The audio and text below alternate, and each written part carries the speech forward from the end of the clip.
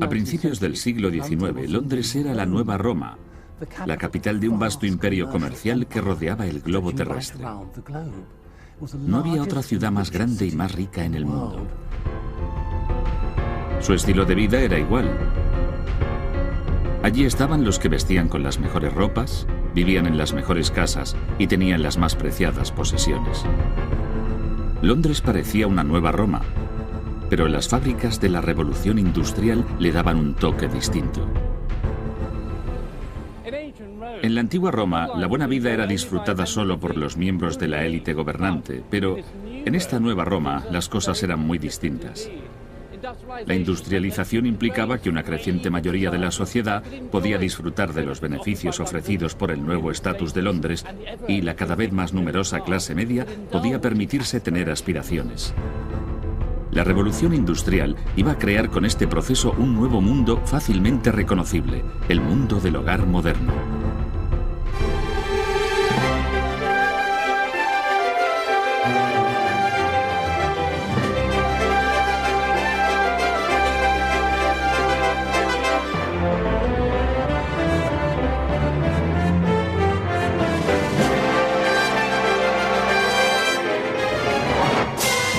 ¿Qué hizo la revolución industrial por nosotros?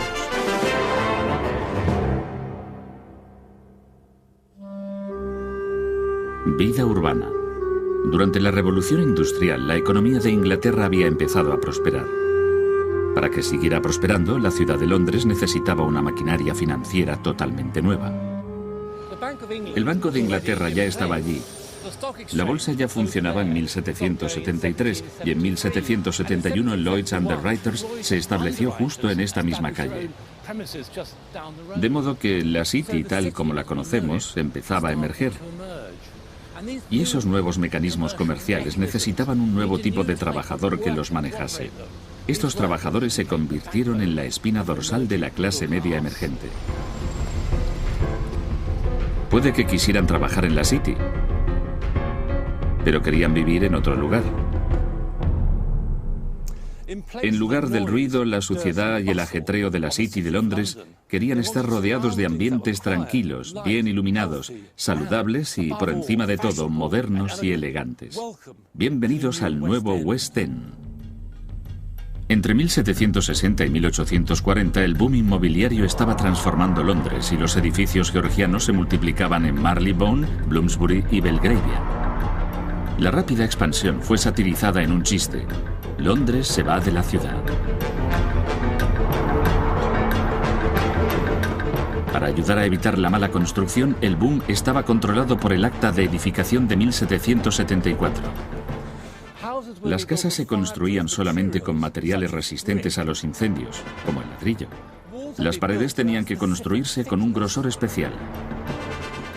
El uso de la madera estaba estrictamente controlado, porque podía incendiarse fácilmente, y esta era reemplazada por el hierro, como en este balcón. Las ventanas tenían que estar a 10 centímetros de la fachada, y los marcos tenían que estar cubiertos de ladrillo por fuera para proteger la madera del fuego. Y los tejados estaban cubiertos de un material no combustible, como la pizarra. El objetivo principal del acta era asegurar que las casas como esta eran construidas sólidamente y a prueba de incendios. Pero sus consecuencias llegaron mucho más allá. El acta era una camisa de fuerza para la salvaje especulación inmobiliaria. Al trabajar con esta presión, los constructores hacían lo posible para estandarizar la construcción de las viviendas. Esta maqueta desvela los secretos de la casa georgiana con terraza de la última época producida en serie. Por dentro las cosas son simples, desde luego, muy económicas y con un gasto mínimo en materiales, lo esencial para que el constructor obtenga un beneficio. Pocas paredes interiores de tamaño estructural, y lo que resulta fascinante son estas vigas de pino adquiridas en los muelles de Londres que realmente determinan el ancho del edificio. Esto es un tronco de árbol, de modo que nos da unos 6 o 7,5 metros de ancho.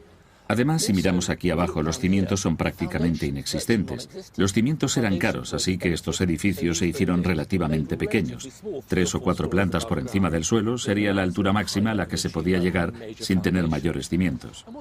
Y lo que es realmente intrigante es que cada casa es una unidad, un componente en una parte de la ciudad producida en serie.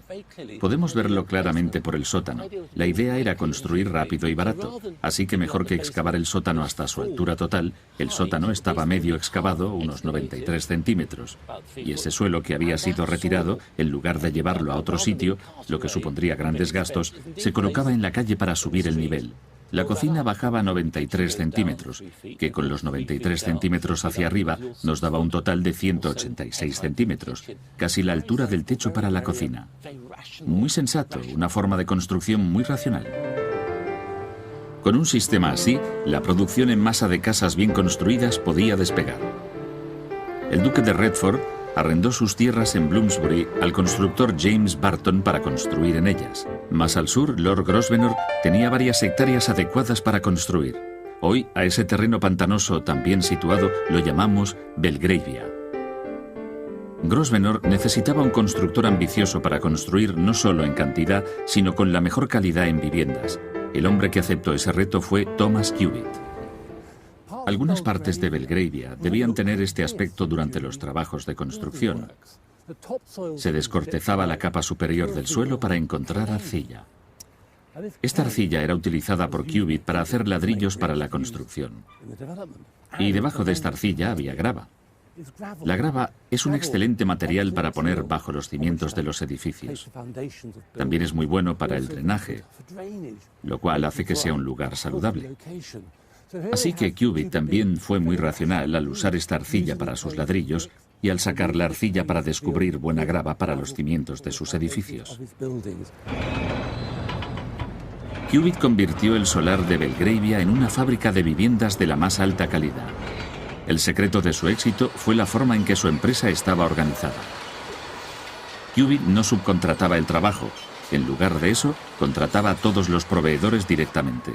En 1828 llegaron a ser 1000 hombres. Cubitt hacía el control de calidad de cada parte del proceso de edificación, pero en Belgravia no se trataba solo de la calidad de las casas, se trataba también de la calidad de vida que ofrecían. Fíjense en lo espaciosa que es esta calle, es grandiosa. Pero Cubitt se preocupaba no solo de lo que ocurría sobre el suelo, sino de lo que ocurría por debajo. Antes incluso de que estas casas fueran construidas, él había pasado por debajo tuberías del agua, colectores y alcantarillado. Y aunque parezca increíble, estos servicios siguen funcionando bajo mis pies. El mapa del alcantarillado de Cubitt mostraba cómo se había impuesto un plan maestro en toda la zona, integrando los servicios en las casas. Cubitt no pensaba como un constructor, sino como un planificador de ciudades. Como muchas otras figuras de la revolución industrial, fue un individuo quien estableció nuestra forma de vivir antes que el gobierno. Pero el gobierno estaba al día en el uso de un material de la revolución industrial. El Acta del Pavimento Metropolitano de 1817 establecía que las nuevas tuberías de agua debían estar hechas de hierro forjado, como esta de aquí. Antes de esa fecha, las tuberías de agua se hacían de olmo. Básicamente eran troncos de olmo con un agujero en el medio, y aquí tenemos un maravilloso ejemplo.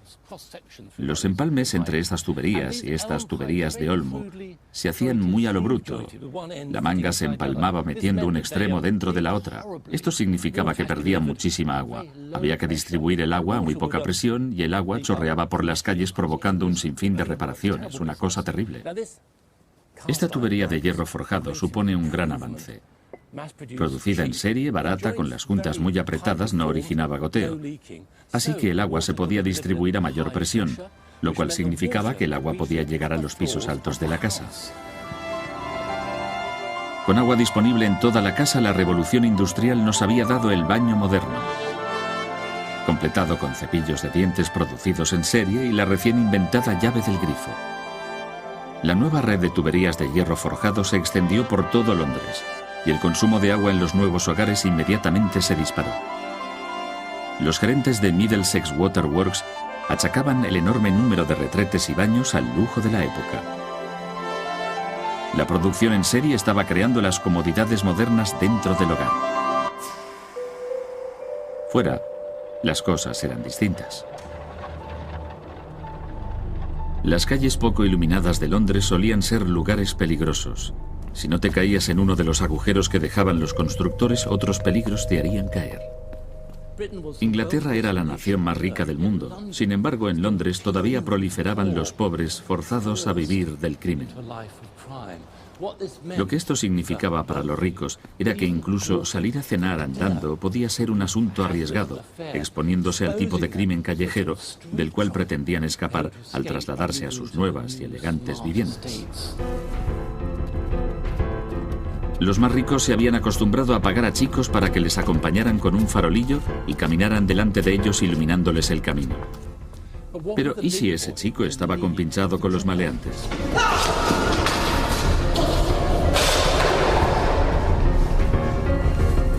Las lámparas de aceite de entonces no tenían fuerza suficiente para mantener la seguridad en las calles.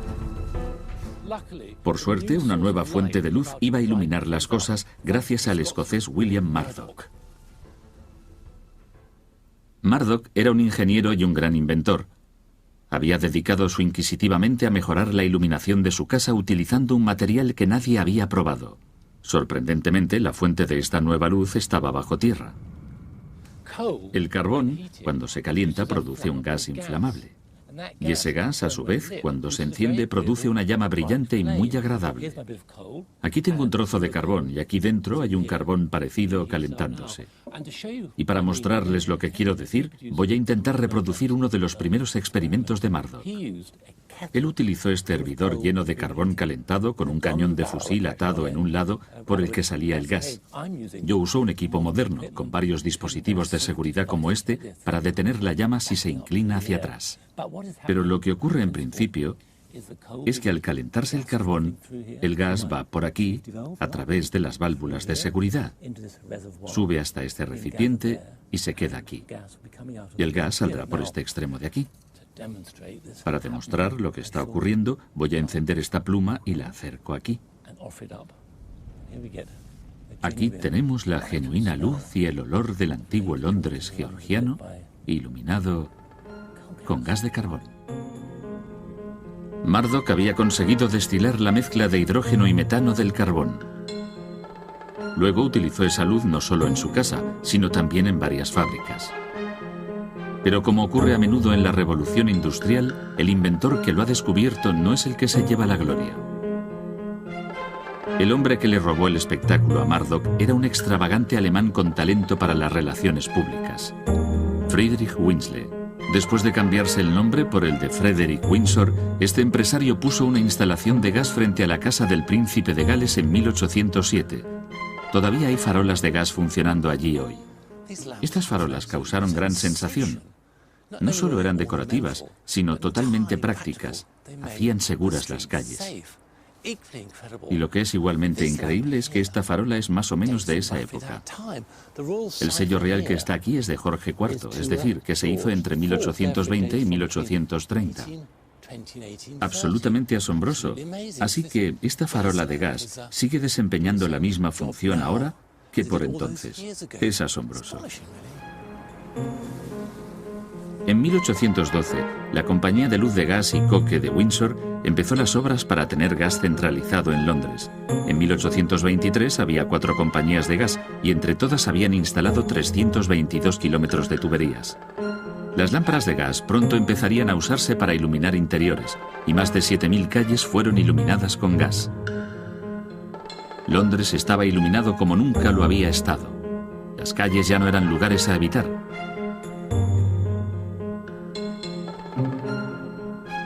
Desde luego, las lámparas de gas del West End lo convirtieron en un lugar donde la clase media podía acudir en masa para disfrutar de su nuevo pasatiempo, ir de compras. Durante la Revolución Industrial, las tiendas al por menor cambiaron totalmente de estilo en los aspectos más significativos. Había nacido la tienda moderna. Antes de la Revolución Industrial, la gente solía comprarlo casi todo en ferias y mercados, o a vendedores ambulantes. Las tiendas que existían eran simples empresas donde unos individuos vendían sus productos o servicios. Había poca variedad para atraer a los compradores. Además, había una cosa que les echaba siempre para atrás. En 1762 se hizo un acta de pavimentos que declaraba ilegales los letreros pegados o colgados porque eran un peligro para los peatones. ¿Se encuentra bien, amigo? Cielos, casi le da, ¿verdad? ¿Lo ven? ¿Lo ven? Pero las cosas estaban a punto de cambiar. En lugar de colgar carteles, los tenderos fueron obligados a usar estos carteles pintados, no tan llamativos quizás, pero más uniformes y desde luego más seguros. Los clientes ahora podían pararse tranquilos fuera de las tiendas, pero sus vistas eran todavía limitadas por los pequeños cristales de los escaparates. Pronto, debido a los grandes avances en la producción de cristal, el pequeño frontal de cristales panelados de la tienda dio paso a escaparates de cristal de una pieza, como este. Asombroso. Y el escaparate de tienda moderna pasó a ser una novedad. La gente venía a mirar, y al hacerlo, veía la abundancia de artículos expuestos dentro. Artículos que, según dice un comprador contemporáneo, casi bastaban para volverle a uno codicioso.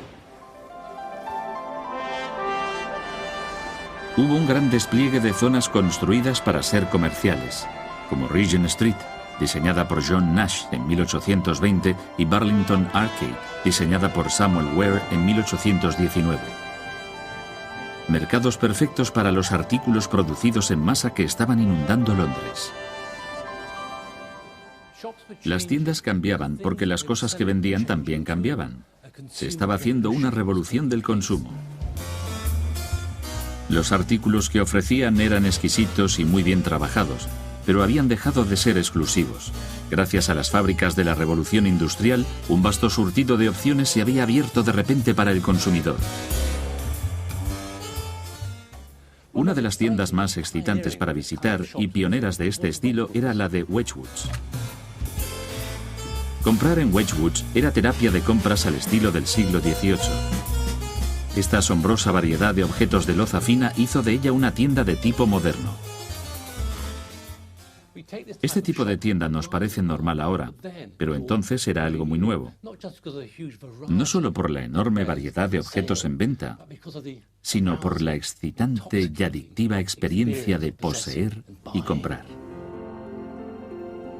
El hombre que transformaría la mesa de comedor de la clase media, Josiah Wedgwood, procedía de una familia de alfareros de Staffordshire. Cuando tenía casi 11 años cogió la viruela y eso le dejó la rodilla izquierda paralizada.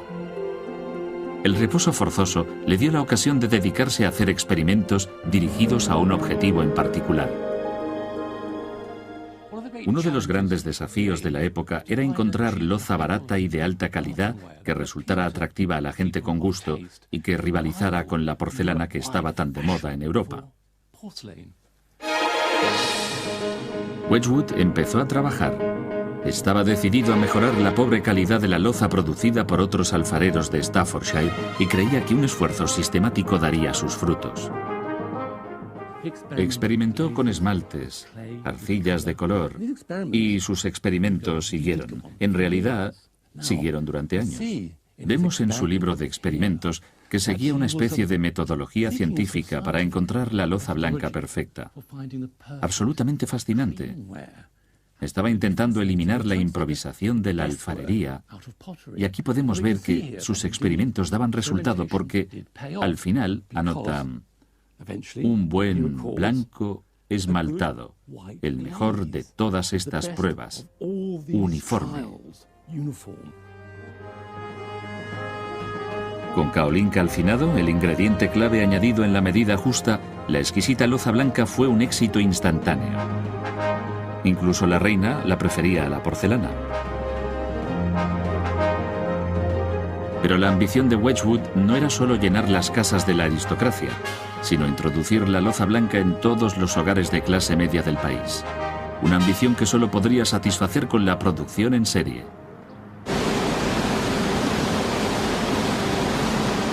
El objetivo de la construcción de la fábrica Wedgwood se cumplió hace mucho, pero el negocio que lleva su nombre todavía funciona muy bien. En gran parte por las técnicas de producción en serie que puso en marcha hace 230 años. Wedgwood empleaba la división del trabajo y la última tecnología, como los tornos giratorios los tornos que funcionan con vapor y el pirómetro, que por primera vez permitía medir la temperatura del horno en cualquier momento. Lo siguiente que salió de la fábrica fue un nuevo tipo de loza más ambicioso, la Jasper, un nuevo tipo de loza fina. El característico cuerpo azul era decorado a mano con figuras clásicas. Le he preguntado a Gay Blake Roberts cómo estos elementos que parecen tan individuales se podían producir en serie.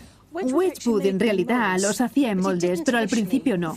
Los primeros eran pequeños sellos que no eran muy buenos, porque literalmente se rellenaban con arcilla y se presionaban sobre el objeto. No es muy preciso, es un poco desigual por el borde. Es muy desigual por los bordes y no consigues una clara definición. Así que se hace con un poco de agua, un poco de arcilla y cera. Es bastante fácil. Muy fácil. Y no tan efectivo. No, desde luego que no. Lo que hicieron a continuación fue buscar a los grandes artistas del momento, que modelaban en cera los relieves que él quería, y de esa cera se hacía un relieve. Primero en molde de yeso y a partir de ahí se hacía una versión de arcilla endurecida al horno, y todos los moldes sucesivos se hacían a partir de este. Así, toda la delicadeza y el detalle se reproducía una y otra vez. Fantástico. Así que todo esto forma parte, obviamente, de un primer proceso de producción en serie. Además de ser muy bonito, es muy ingenioso, ¿no? Quiero decir, me encantaría ver si puedo decorar un jarrón Jasper.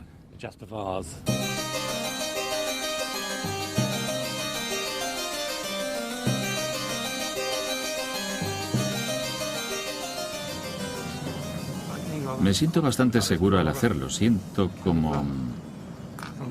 No lo hago demasiado mal. ¿Qué le parece? Bueno, pienso que las palabras de Wedgwood son muy válidas. Hago artistas de meros hombres. El sistema Wedgwood era infinitamente versátil y podía cambiar con las modas. Cuando el duque de Portland compró una sensacional vasija romana del siglo I, Wedgwood hizo una copia. La vasija de Portland se convirtió en la pieza central de las grandes tiendas de Londres que dirigía con su socio Thomas Bentley. Wedgwood y la manera de vender de Bentley eran casi tan pioneras como sus vasijas. Wedgwood dijo que la moda puede ser superior al mérito en muchos aspectos, una frase extraña. Lo que quería decir es que su tienda de Londres no solo suministraba pedidos, sino que creaba pedidos, y esto impulsaba la industrialización a ir más lejos. Buena elección.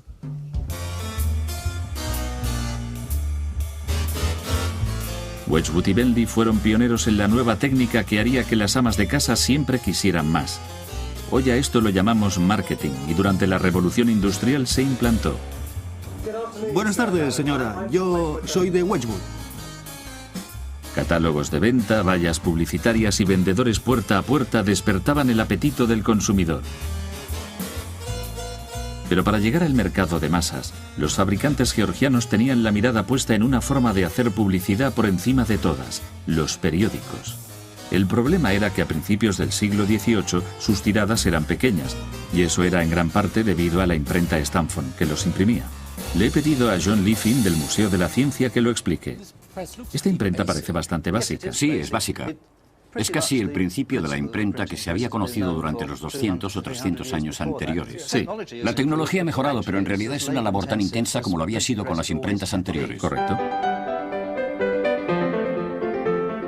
Usando esta imprenta, en 1801 el periódico Times podía imprimir y vender solo 2.500 unidades al día.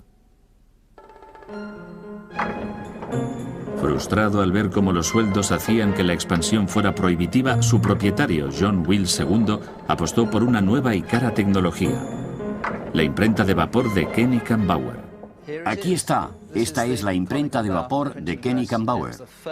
Fue la primera imprenta de vapor en el mundo. Si el vapor estuviera funcionando esta noche, habría un pequeño motor soplando por allí. Eso es. Hay un volante de inercia. Bueno, y aquí hay un sustituto del motor de vapor, que soy yo. Bien. Bueno, allá vamos. De acuerdo. La imprenta de vapor de Koenig mecanizaba todo el proceso de impresión. Una pletina con los caracteres pasaba primero por un rodillo de cuero que la entintaba y luego por un cilindro en el que se colocaba el papel para imprimir. Luego la pletina con los caracteres volvía automáticamente, se entintaba de nuevo, ya lista para imprimir otra hoja procedente del segundo cilindro. ¿Cómo funciona? El papel entra, gira por el cilindro que veíamos y aquí lo tenemos. Bueno, esto es el Times.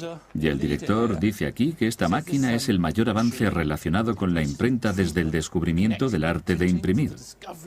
Normalmente, los periódicos son muy dados a promocionar sus propias actividades y a exagerarlas bastante.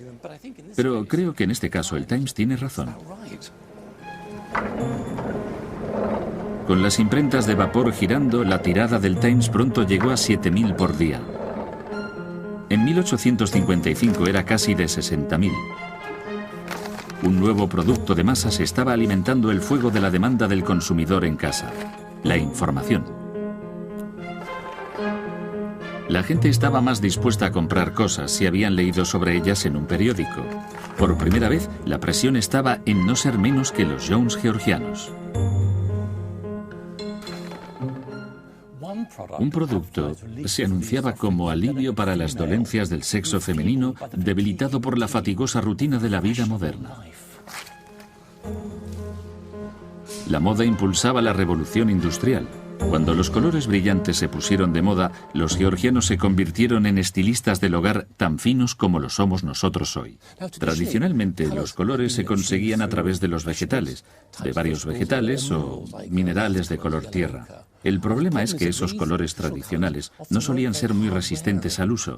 Ciertamente es muy difícil lavar un tejido hecho con un tinte vegetal, así que había todo un mundo de posibilidades para que la gente pudiera elegir colores brillantes, que reflejaran el gusto del momento y que fueran resistentes al uso. En 1797, un químico francés, Louis-Nicolas Vauquelin, mezcló una parte de dicromato de potasio con 2 partes de acetato de plomo. El resultado sirvió de inspiración para toda una serie de actualizados interiores: el amarillo de cromo. Esto es fantástico, maravilloso. El amarillo de cromo estaba muy de moda en la ciudad en los años 1810-1820. Todo el mundo quería esto para pintar paredes o para tejidos. Y es un monumento maravilloso a la revolución industrial, porque aquí tenemos química e invención al servicio de la moda y del estilo. Es algo auténtico. Debo decir que tiene bastante buena pinta. Mi propia casa, de hecho, podría beneficiarse con esto. El resultado fue dinamita para diseño de interiores. En unos años, los industriales lo usaban en la producción de artículos para el hogar y los decoradores lo habían puesto en el Royal Pavilion en Brighton. La clase media seguía de cerca el proceso.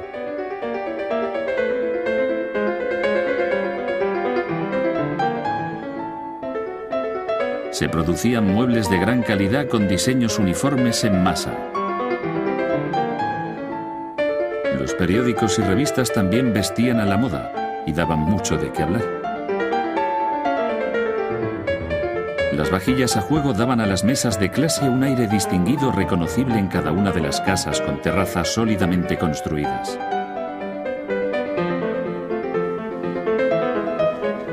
La revolución industrial no solo había creado el hogar moderno, sino una manera de vivir moderna.